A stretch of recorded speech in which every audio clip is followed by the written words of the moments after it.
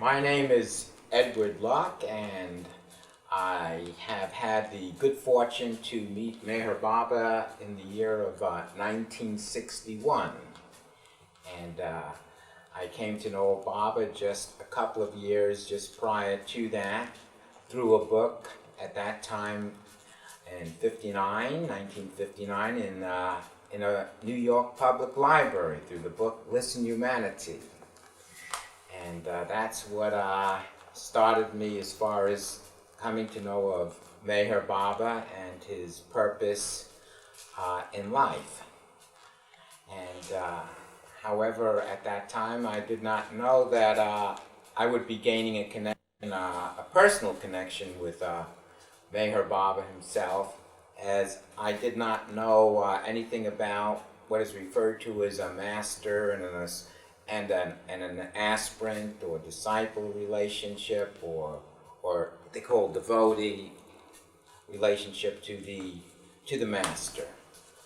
However, as time went on, then I started to become aware through some of the readings that there was such a thing as a relationship, a personal relationship between the master and the aspirant, as well as also I came to know that whether even the master is in the body or not, that relationship still, it can exist in both ways, either physically or through the invisible, so to speak, where the master doesn't have to be in the body, and yet there's the direct connection with the master himself. So this opened up a whole new awareness for me that there can be a relationship. And so as time went on, I did have the good fortune to make to have the contact with Meher Baba himself. And one of the main purposes of this here is to share about what Baba means as far as spreading his message of love and truth. And this is something that when I came to know Meher Baba, I did not know that this was going to be a very important part of what his relationship with me would consist of. However, the way it had occurred with me, although as time went on, I started to understand these things, in the sense that after I had met Meher Baba, and then I started to have my first experience of Baba was how he begins to work through a person. And this was the first inkling of an awareness that I was learning firsthand how Meher Baba first uses the aspirant to spread his message of love and truth, and then as time goes on, then the aspirant becomes aware that that there's a responsibility also and a duty to share the message of love and truth, so that people can also not only have the relationship with the master, but they may continue in a way that there is a spiritual journey, and that journey consists in experiencing one's own knowledge, power, and bliss that's dormant within each and every individual. However, so the way it had occurred with me was after I'd come to know Baba. I had not met him or anything like that, and I began to start to understand. Well, my first awakening, I would say, was that the master can work with a person anywhere, and I had recalled where Baba said that if a person calls out to him, they can experience him, and him being with them, that is. And so I did do that, and in doing that, I called out to him very loudly, and to my real surprise, I felt I had experienced this, what I would call the thrill of his presence. At that time, it appeared to me like I was just in a super state of well-being that had opened up. and I was not familiar with the presence at that time. But then later on I realized when I had called out to him, that was his way of first introducing me to his presence as an experience of great joy. And out of that I had come to know that Meher Baba had just reached me halfway around the world, as I was in America at that time. And in that respect, I had realized at that point that Baba was not restricted to that human form that he was using in India. He was much beyond the body, and where he referred to it as a coat, an instrument, that he utilized while he was here. But in actuality, he said, my consciousness and who I am is really, it has no time and space to it. It's not as how we experience our consciousness in a sense, within a body, and that's all that we're aware of. His went far transcended that and was able to use it to connect with people wherever. However, on the other hand, I think my first experience was as far as when I became aware that Baba was the avatar, that he was the Messiah. And the first thing that really started to come from me, I says, this is a tremendous thing. Somehow, at that time I was in Miami, and I had that awakening. And in that awakening, I realized, my God, he's here again. The avatar, or is referred to by the people that are into Christ as the Messiah. And I said, so the Messiah is here. He is back again, and he is now called by the name Meher Baba. And then later, when I had read what Baba said, I was Rama, I was Krishna, I was this one, I was that one, and now I am here again. I am the Ancient One. And what this did, it just confirmed my own personal experience, that he was here again.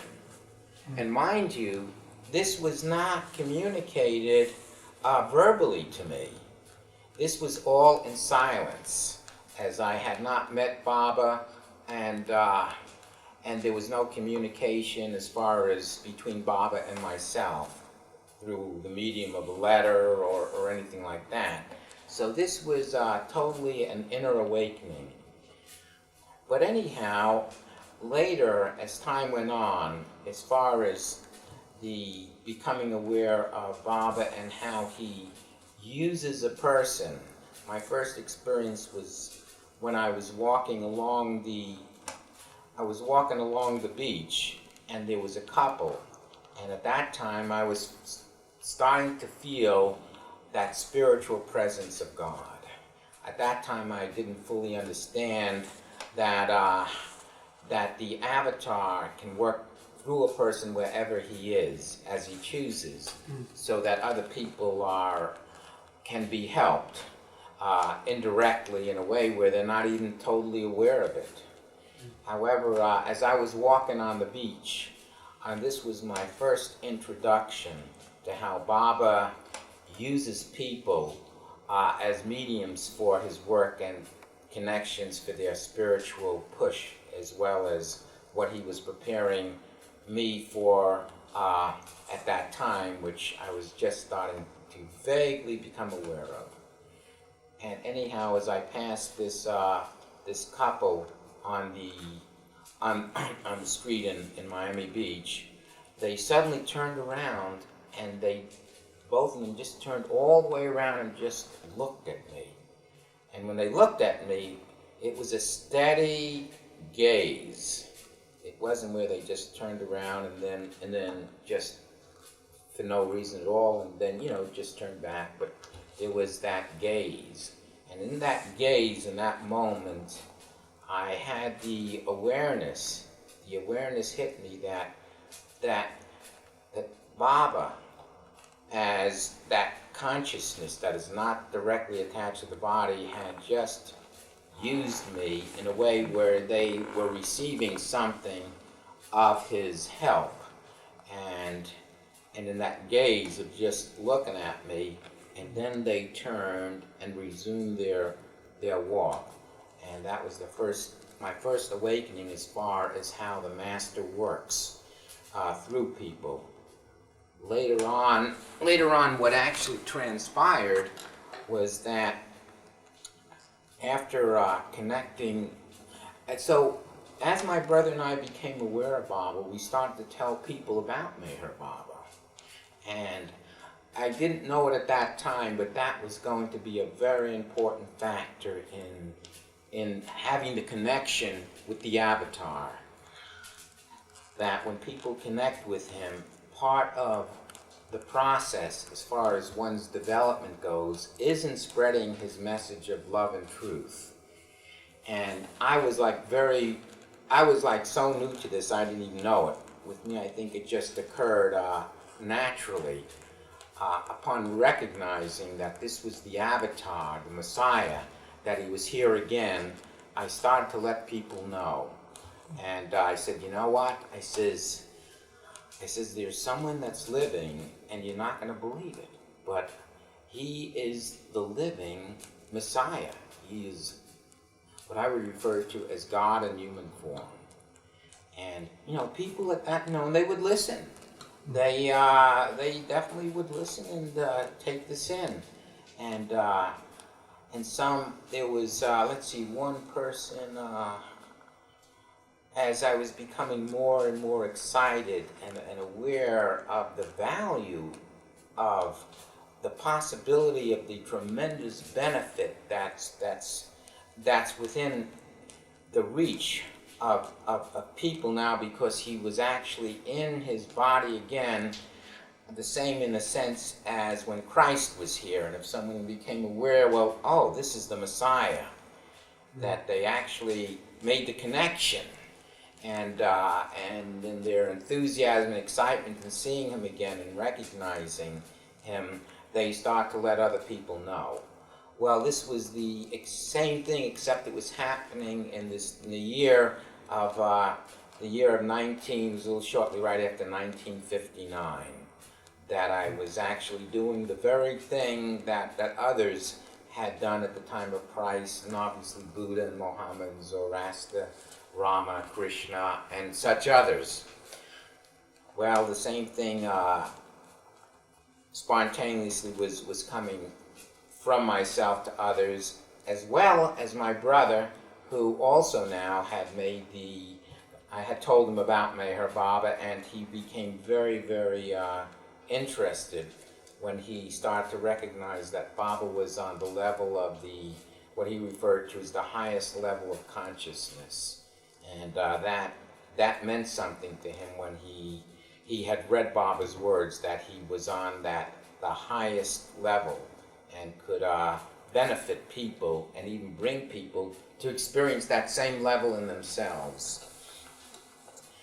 So anyhow, as time went on, I started the importance of sharing the message at that time was so that other people, such as myself, could have the value of making that connection with Baba.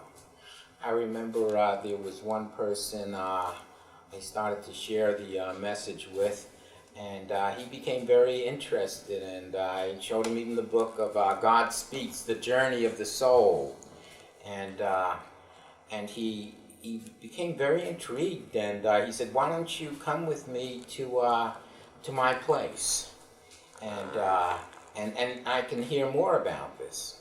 So he drove me about, it was about maybe 15 miles or so to his place, and he said, I have plenty of time and I want to really, really know more about the journey of the soul. So we opened the book of God Speaks, and out of that, his interest was such that we went, I think, for about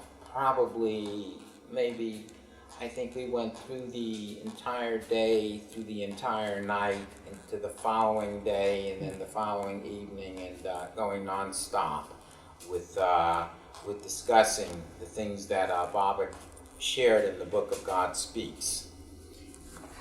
Then later on, I had met his ex-wife, and she was also now hearing about Meher Baba, but anyhow, what came out of that was that after speaking with them both, basically that was separate.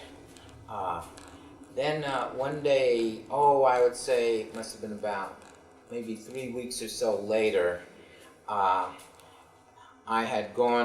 we had all met coincidentally at a specific place near the beach. He drove up, she was there listening to some things about Baba, and then he realized we were discussing Meher Baba.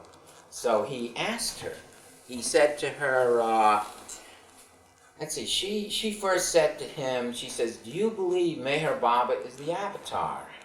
And he said, "Well, you tell me first." And she said, "Well, no, I asked you." So anyhow, what it came down to, she said yes. She says, "Yes, I believe he's the avatar." And then he said, "So do I." And out of that, those conversations of sharing Baba with other people, I saw that it was something that was very, very important, because now they both had the opportunity to take that connection with Baba as close and as personal and intimately as possible as time would go on in their personal lives. However, at that time I was not aware of what Baba refers to as the task for spiritual workers, to spread his message of love and truth, that this was a vital part of his work while he was here on earth, to give as much of a push as possible at the time. And that time was of the essence. This I was not aware of. I mean, I definitely felt an urgency that being he was here again, that there's no question, if this is God in human form and not to know, then the stakes are way too high not to know, based on the benefit that a person could receive. And if he isn't, then nothing is lost. But if he is, then everything there is to gain. How did you come to tell one person, not another? At that time, believe me, there wasn't what you'd say, I wasn't in a state of what you'd say discrimination. Like, this person looks this way, so he shouldn't know. I didn't see in that kind of purpose that he was here for everyone. And if there was any ideas of how a person should look, or how they should speak, or what color they were, that I had the awareness that Baba was here for everyone, every living thing in creation. And he's the one that comes for all of humanity. It's not like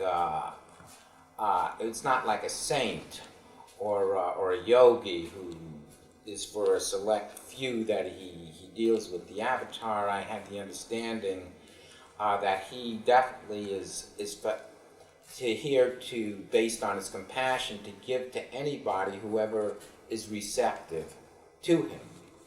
And so therefore, with that understanding of what he represented, there was no way I could take that and put it into a different place, so to speak. And so I had to be in a place where it really was for everyone.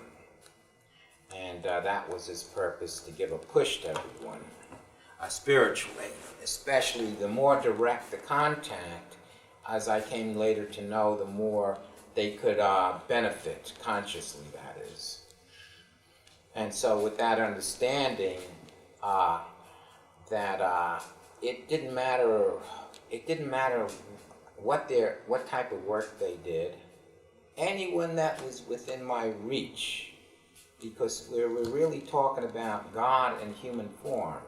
We're not talking about a yogi or a saint, or this is the total manifestation of God personified that can do for a person in a flash what would take them lifetimes of spiritual struggle to try to do on their own.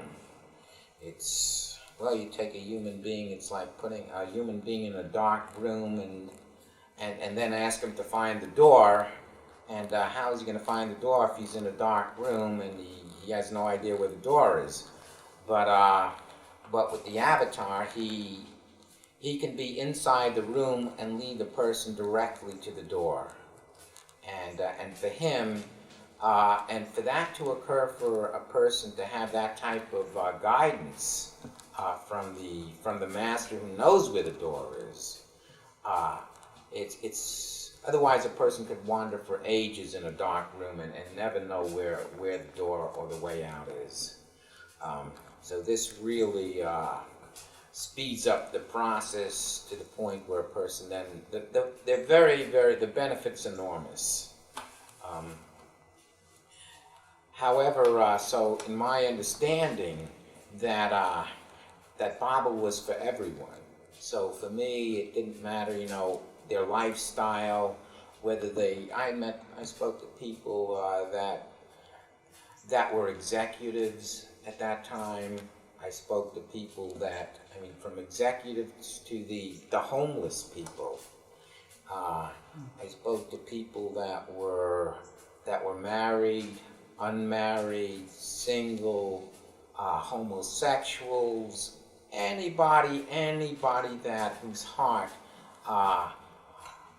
heart could be receptive, hopefully receptive to the tremendous benefit that they could one day also experience that spirit, that great spiritual awakening, and in that respect.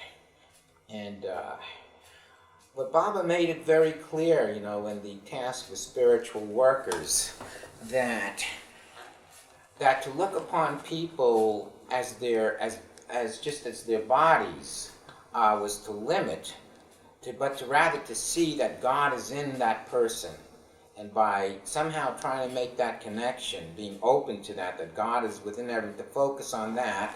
Otherwise, they're going to focus on a person looking this way, or talking that way, or personalities, and Baba communicated a person is not the body.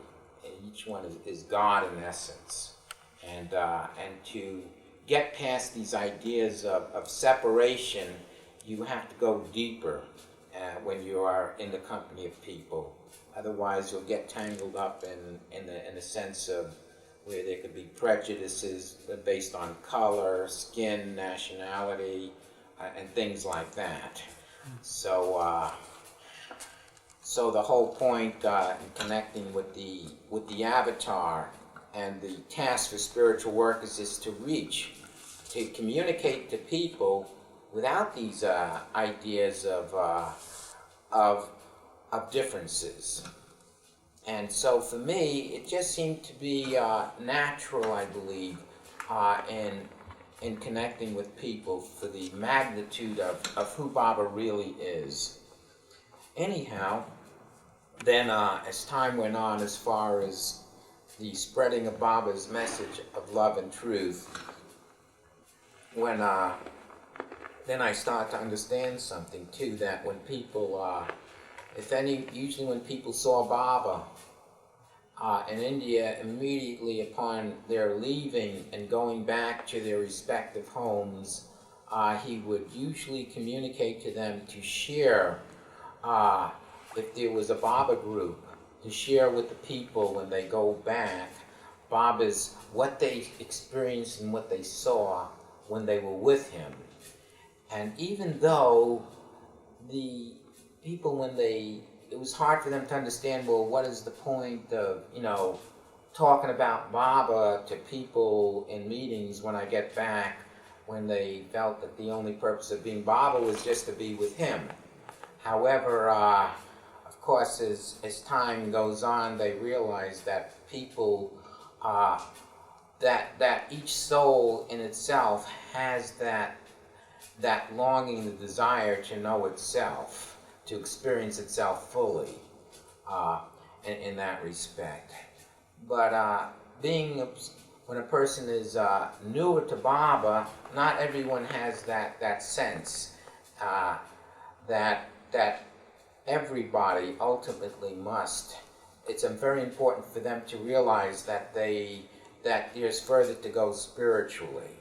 He gave the example, it's like a person living in a prison, and a person's lived in a prison so long they don't even know they were in a prison. I mean, that's the example. However, if someone comes in from the outside and then describes to them things that they have seen, in other words, nature, trees, birds, an ocean, rivers, lakes, butterflies, all kinds of things that are out there. And then not only what's out there in the way of just nature and other people, but then they describe even past that there's a beautiful sky, and the sky has stars in it, and there's a moon, and the person that's lived in the prison for so long has, and he's hearing this, and he's starting to realize, well, maybe there is something outside of these walls that I don't know. And after a while he becomes curious and begins to realize, well, maybe there's more to experience in life than where I am right now, which he's not even fully aware is a prison in a sense. So, but as a person starts to realize that there is the possibility that there is something more grandeur, more great to experience, and that how the master is essential in helping them to get free from that prison that they're in, that limits what they're able to experience.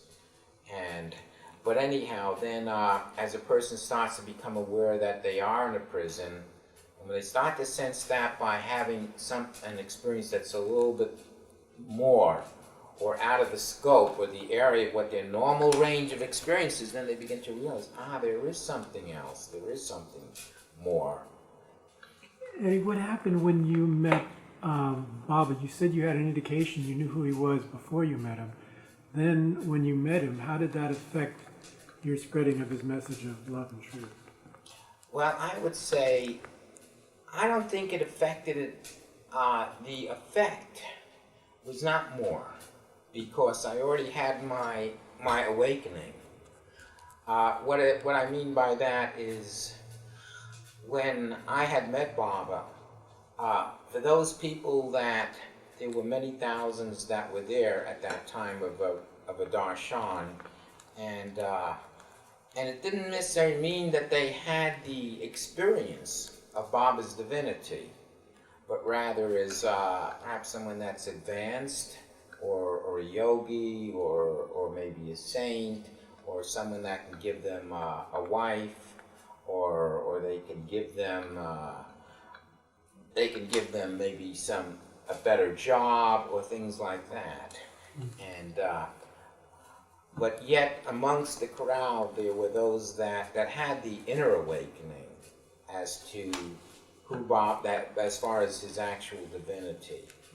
So my experience of that occurred before I met Baba, and I understood that meeting the Messiah, like people did in the time of Christ, there were many that saw miracles, that actually saw him perform the miracles and do extraordinary things, but it didn't put them in a place where they saw him as the Messiah, or the Christ, so to speak. But they did witness certain things, and they could call it perhaps maybe some form of sorcery, or some kind of yogi power, or different things like that. And so there, to give you an idea of what I'm talking about, there was one man who recognized him as the Messiah, and he was next to Christ, and he says, Master, he says, I don't understand. He says, these people, they see you and they see you perform these miracles, and yet they do not believe. And meaning that as the Messiah. And his response to that was, he said, yes. He said, that's true. He says, even though they have eyes, they do not see. And in that respect, without the awakening, it's very, a person can't say they believe in something unless they have that experience, whether they met him or not. So I stand amongst the many people that had not met Bob, as I hadn't at that time, and had my inner awakening. And naturally, once you're awakened, then you realize that he's the one that can really assist people as far as their spiritual journey goes. Does that answer that question? Yes. Very good. So I wouldn't say that it intensified my sharing of Baba. No, that came when there was the initial awakening, and out of that, however, I would say this here, that as all experiences, they fade in time. But it's important to keep. That's why Baba explained it's important to keep that conscious contact. A conscious contact with him. I mean, inwardly, or unless he's in the physical form. And by doing so, the experience of who he is remains alive in the person. It must be kept alive. It's like anything else. Over-familiarity will give a person a sense of, well, he is who he is, and somehow he'll do his work, but he does uses people in a sense that keep that connection alive with him, and then they become what they refer to as channels, instruments of his love, such as people of the past, like Francis, who became Saint Francis. His whole life was sharing the message of Christ's love, and always pointing to the Christ as the one that could help them. So he was a tremendous instrument in revolutionizing the entire church for that refocus on the Messiah. And then when they felt that light or that love of the Christ coming through him, they could actually sense and experience something very great that they themselves wanted to also experience. And so it's very important to become a channel of his love by maintaining that conscious contact. And then Baba spoke in terms of this here. He says, as one works for me, for the cause of helping others to become free, in turn, by doing that, it helps them. It helps them to enrich in their love, so that they themselves their experience can become not only more enriching, but they become more of a vehicle for Christ, for the purpose of why Christ came. It's he said, it's true. I alone can do my own work. But he said, by your sharing in it, it enables you to become, to have the benefit, and meaning that one can really grow and learn through the experiences of connecting and reaching out to people in whatever way is suited for the individual. For instance, Baba said that the spreading of his message is not dependent upon money. Some people figure, I got to travel. I have to travel to spread Baba's message. And Baba said and for people that don't have money, he says it's not necessary. My work has never been dependent upon money. He said one can share it right where they live, right in their hometown, their neighbors, and some people for them, they have the talent where they can talk and give like talks in relation to Mayor Baba. He said that's one way. Other people, their gift is the way they can share is through music, through singing, not through talking. Other people, it's through writing. Other people, it's like, well, Jonathan, who's doing the video, one of his ways, I have to say just one of his ways, is through doing videos of the things that are occurring at this time in connection to Meher Baba.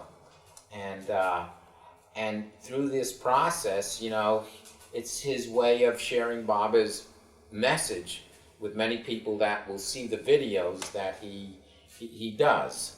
And for other people, he said there's so many ways. He said with some people it could be just a smile, giving someone a smile. And he said there's just no one way that this thing can be done. Some people, it can be done through helping someone that knows a little about carpentry work and fixing something for someone that has that is, let's say, so low on funds or something like that, and just putting a board in place and nailing it or whatever. So there's no one way to spread Baba's message of love and truth. Sometimes. If a person, it's the way, it has a lot to do with, it's not the whole thing behind it, what gives it meaning when a person spreads the message in whatever way that is. It's not so much the thing of what a person does, it's how much love it's done with. So if you do something for someone, what will really count, it's how much love that's transmuted through your action or behavior, and the way you're with them. And that's what God is. He is love. And when one receives that love through whatever medium or mannerism, a person gets it, and when they get it, it's like Baba said, it's contagious. That love is contagious. When one gets it from one who doesn't necessarily have it, but once he experiences it, then he can share it with others. And but the love must be it's like an unconditional love, and the kind of love once you give it. There is no, Baba speaks in terms of there's not even the thought of having given. It's no obligation, where a person does not feel obligated but through the giver. And he says that's the real give and take.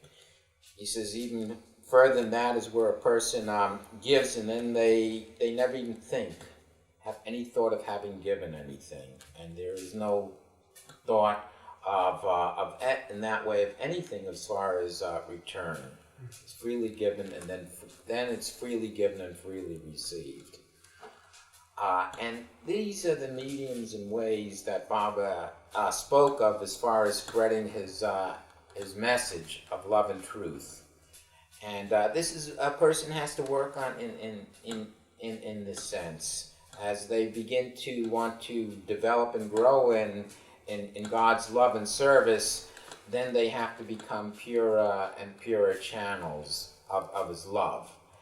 He put it very nicely, Baba. He said, when you become hollow like a flute, he says, then I can play divine music through you. And where a person then is a very unique channel. And people get it because the egoism is not in the way at that stage. But even if a person finds, that when they try to spread his message and then they come up against problems, that should not stop them. That because it's a learning process. It's a gradual learning about oneself. And Baba said that there'll be many, that there will be stumblings, but that's natural. You just pick yourself up and you continue on, and as you continue on, you learn more in that respect. Many things that I've learned as far as spreading Baba's message. Sometimes you got to follow it speaks through intuition sometimes, the spreading of his message. One time I had this intuition or this urge that I should, in this apartment building that I had moved into, this urge came over me to put a picture of Baba on the door, outside of the door in the hallway. And then that urge came again, and it was not familiar to me because I never had anything like this occur with me. But also I've learned that the essential thing is to be open-minded, because there's no one way that Baba can work through, use a person, and I was not familiar with that. But when that urge came the third time, I said, it seems like there's something to this. So I put the picture of Baba. I found a picture in my apartment, put it on the outside of the door.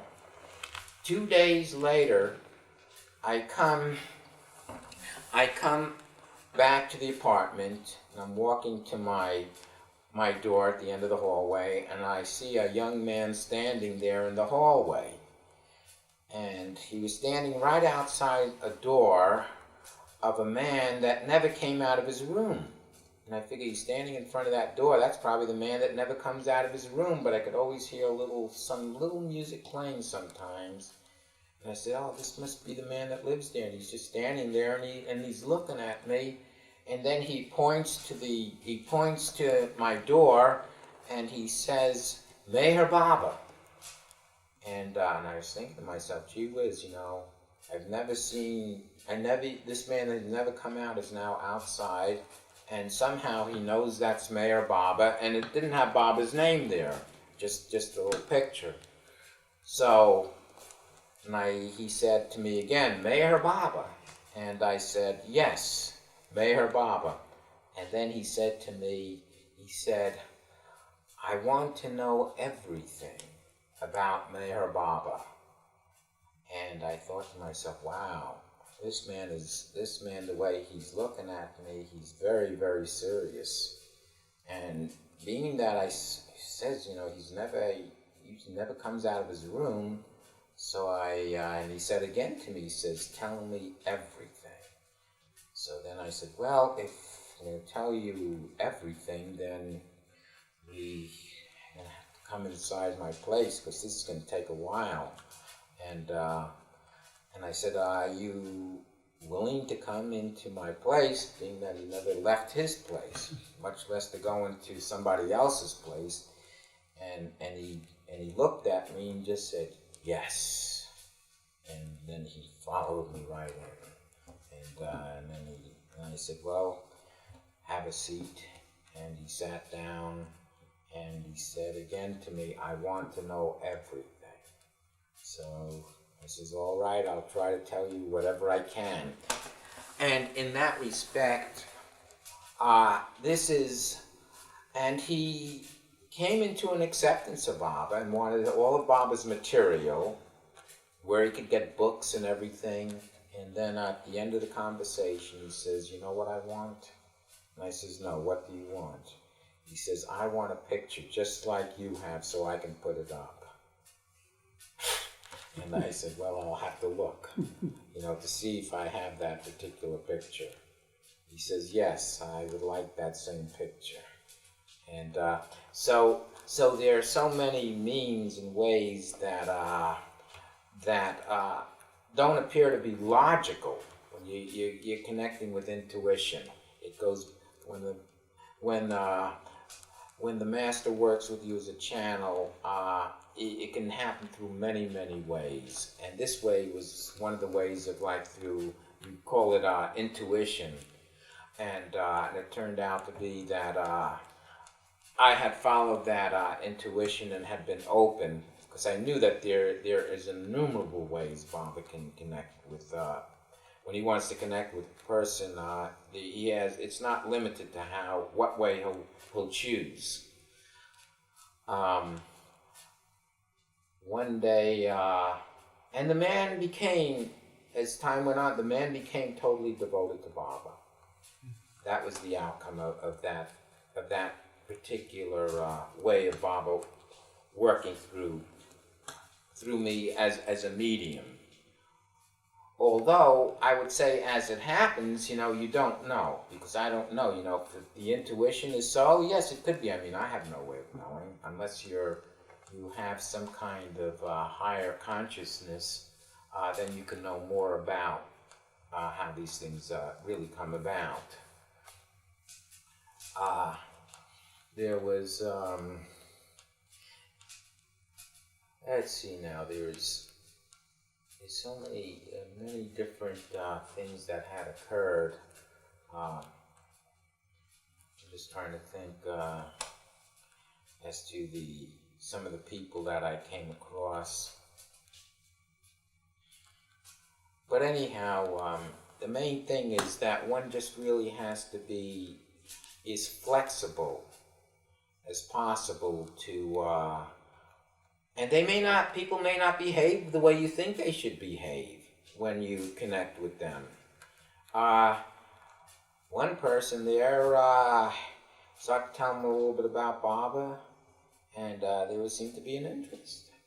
And it was very nice. I told my brother, I says, there's this man that I met, and he seems to be very interested, some interest there. Then we saw him again, and the man had on a woman's wig. And he was dressed to kill. But he said, I want to hear more about Baba. And so then there it was again, the whole point is to spread the message of Baba. It's not so much what a person looks like or anything to do with, how their behavior or what, but it's really getting where they can get that connection with Baba, and then once they have the connection, then they can continue on their spiritual journey the way the master works in his masterful way with them. And this man developed quite a love for Baba in that respect. But you somehow have to get your sense of ideas as to how it's supposed to look like, a person should look like, or whatever, to get Baba directly across. And these are the things that that come up, can come up in any way, and it's as one goes along. One always has to keep open-minded, because somehow the way God is to be experienced, it seems like perhaps it only can be a certain way, and there's no one certain way. I had one time I had gone to, let's see, let me just think for a second here.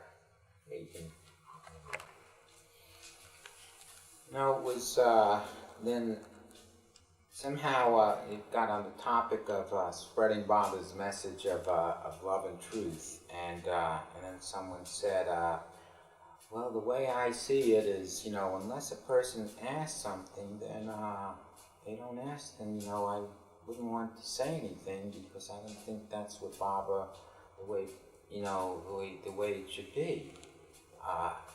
And then I said to them, I says, well, there is something to that, but on the other hand, when I came to know of Baba, and if I had at that time to wait for someone to ask me a question about Baba, well, first of all, a person's not going to know anything to begin with unless they first know that you even know Meher Baba. If they don't know that, they don't read minds, so they wouldn't even know to ask anything or to be curious about anything. So the way it was with my brother and I, usually whoever we came across, we began to share with them the most phenomenal, extraordinary thing that was going on this planet. We're talking about God in human form. And when you talk about God in human form, this isn't about somebody down the street that, that you come to know of, and, they say hello, goodbye, and like that. They cannot give you the experience of what's dormant in you, which is like Baba said, you are all infinite hearers. You are hearers to infinite knowledge, power, and bliss. And there's a veil that has to be removed, and that he is able to do that with people. But the guy down the street can't do that. He's trying to figure out how to just get through the day himself, much less to be able to free you from the rounds of births and deaths, with the innumerable sufferings that come with it. You're born, and then you're young, and everything looks fresh and new and great, and then after a while, then you get a little older, and then you perhaps get married, and you got to figure out how to have the finances for your marriage, to keep the marriage going, then to get the house, and then to be able to have a career where you can support, not only the wife and yourself, but with children, and then there's the concerns that come with that. And then after that, then a person's all concerned about, how they're gonna have the retirement when they get old, and then they can't even take care of themselves, and and they know if they can even depend upon the children, that will be there for them. They might not, they don't know. Or if there's no children, then they figure, well, maybe that's a reason to have children. So all the sufferings and fears that come up, and then a person begins to get concerned one day. They realize, I've retired now, and then as the years go by, they realize, I'm going to die. And then they see they're going to lose everybody and that they've known, they've gotten close to, and then a whole new, different type of suffering opens up. So the purpose of the avatar is to take a person to that place where they never have to experience these type of conditions ever again, and that they can have that experience that transcends, so to speak, life and death. So in this respect, you're talking about someone that can free a person from all forms of ignorance that constitute suffering. And so when you're talking about God in human form, the liberator, this is a whole different ball game. This is something that everybody deserves knowing, because God is already in everyone, and it has to come. It's important that a person becomes conscious of it, so that they can start to have an experience of something that transcends their everyday experience. And so in spreading, so the way my brother and I did it, usually whoever we came into contact with, we let them know of the greatest gift that you can possibly share with a human being, is that there's someone that is here that can actually help them. And it's not talking about, like I said, the guy down the street or myself, but someone that has the power and the authority to actually do it. So, by reaching out to people, they start to hear, then they started to come to meetings, the meetings, and they start to hear more at the meetings, and then they start to get the books, and then they start to realize, my God, this thing is tremendous, what's going on. That this is, they read about his life with the lepers in India, and the poor, and the work with so many people in India and various parts of the world connected with them. And then they realize Baba is truly someone very, very great. And as time goes on, they begin to realize that Baba is, they happen to see a picture of Baba or hear something, and then they suddenly become aware this man is the Messiah. He is here again. But the only way that happens is somebody has to communicate this here or show them a photo. If there's no photos, then people don't see. If God don't take a form, then how are they going to know? It's got to be tangible. It has to happen in a way. So my brother and I never waited for anybody to ask anything, because this thing was more important than waiting for a person to try to know what they don't even know that you know. In that respect. So take Francis, who became Saint Francis. The way he did it, he went out amongst the people, and he shared the beauty and the grandeur and the greatness of what he was becoming conscious of, which was the Christ love. And he would hit maybe four or five different towns in a day, sharing the glory of the Messiah. And mind you, he hadn't even met the Messiah. He wasn't even in the body. And but that's, in a way, called spreading the message. He reached out, with him and because of his love and faith, as it kept growing, as he reached out, the people, he kept growing in that love. And people had the opportunity to have experiences of transformation, and then join in that same love for the Messiah, because then it became real. So one has to catch it from someone who has it, but it's got to be where a person's in a place with that vulnerability.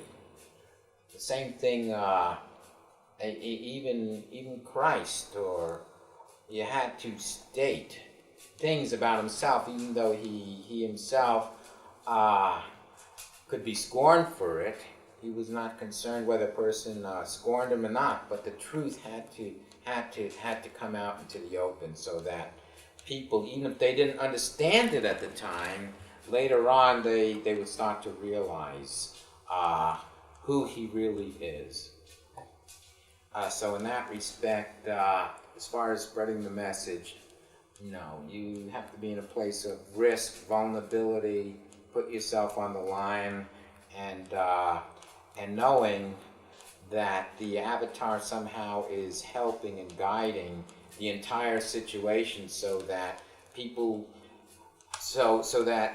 can have that enormous benefit. And it's done through people. God works through people. There's no question about it. And sometimes a person can say something and not even, and in the way of by being loving or saying something of what he says, and not even knowing that was the very thing a person needed to hear for them to continue on to make it through the next day. So to be an instrument of God's, and then as one becomes more of an instrument of God's will, then that person in turn is given insights and awarenesses of greater responsibility of spreading this message of love and truth. So as one matures and grows, they're given, it's like the same thing like with the Pope said to Francis as he was spreading the message. He says, as you continue to spread the message and we see that, how you really work, really do communicate, and how your order is, and how you develop through this, and as you develop, and we see this here, your growth, then you will be given even greater responsibilities, and that's the way it is. So a person need not be. So when it comes to God, sharing God or drawing closer to God, it's like Baba Sistamani said, when it comes to God, you can go to any extreme, because that's what will really help you. And in the meantime, a person always has the assistance of what is referred to as the way the avatar works with that person to connect with those people through him. That it's very important that they do hear about it. And to have that spiritual benefit.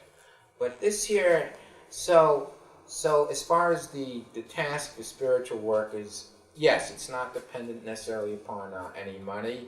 However, a person needs something, and you have it, you can help them out. Yes. If you don't, then it's not to be any kind of a sense of being any kind of creating kind of inferiority on the individual's part, the aspirant's part, because we are used in different ways for various reasons that the avatar has already set into motion. And this is the period, and this is the way it will always be. So there is so it is the duty, where Bob referred, it's the duty of the aspirant to spread the message, to share his message of love and truth, because he is worthy of that.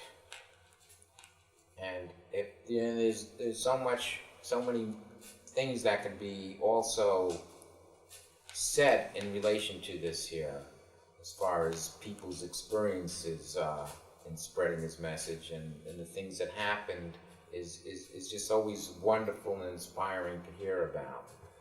And so we'll draw this to a close at this time, and may you, like myself, I just pass the torch on to others, that they to continue to share the message of Baba, his love and truth. And Jai Baba.